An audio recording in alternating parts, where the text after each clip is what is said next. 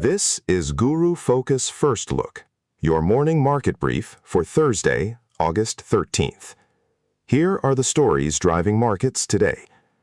U.S. consumer prices rose 0.1% in July, matching expectations and bringing the annual inflation rate to 3.4%. The latest data comes as investors look for signs that inflation is moderating, with markets closely watching for additional reports later this week. Turning now to the markets, U.S. stock futures advanced in early trading as investors weighed the inflation data and recent corporate earnings. Global shares also moved higher, led by gains in artificial intelligence-related stocks, while oil prices declined amid easing supply concerns. On the corporate front, Home Depot announced that CEO Ted Decker has taken a temporary medical leave. Board Chair Craig Menear will serve as interim CEO during Decker's absence, according to a statement from the company.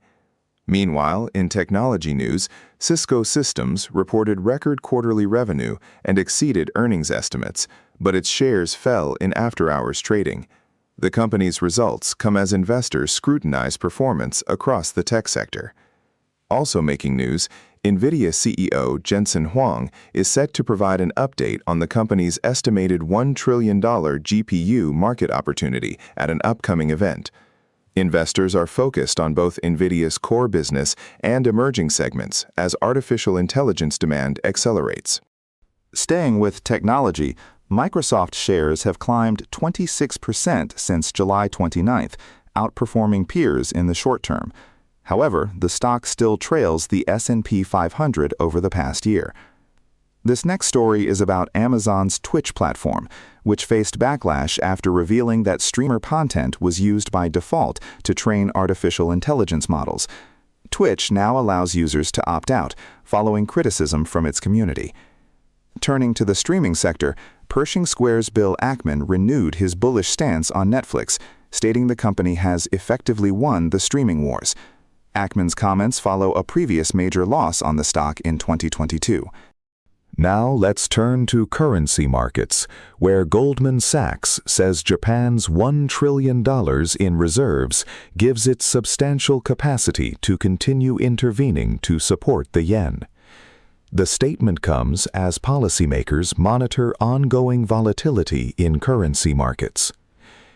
On the energy front, oil prices fell as investors weighed declining demand against persistent supply risks stemming from Middle East tensions and disruptions near Oman. Elsewhere, South Korea's Incheon International Airport has become the world's busiest for international passenger traffic, surpassing London Heathrow. The shift is attributed to rerouted flights amid ongoing tensions in the Middle East. Looking ahead to earnings, several major companies are scheduled to report after today's close. Applied Materials is expected to post earnings per share of $3.44 on revenue of nearly $9 billion. JD.com is estimated to report earnings of 67 cents per share and revenue of $51 billion. Other companies reporting include Adyen, Tapestry, and Applied Industrial Technologies.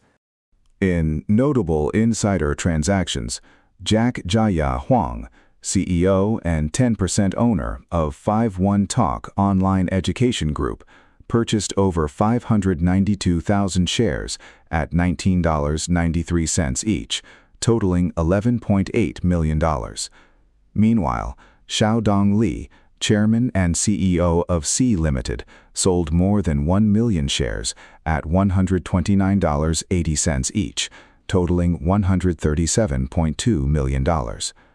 Finally, in the automotive sector, a Banbury-based company has set a new land speed record for hydrogen-powered vehicles, reaching 406 miles per hour with a car powered by 2 hydrogen-burning engines. That wraps up today's market update. We'll be back soon with the latest market news. Thanks for listening to the Guru Focus Brief.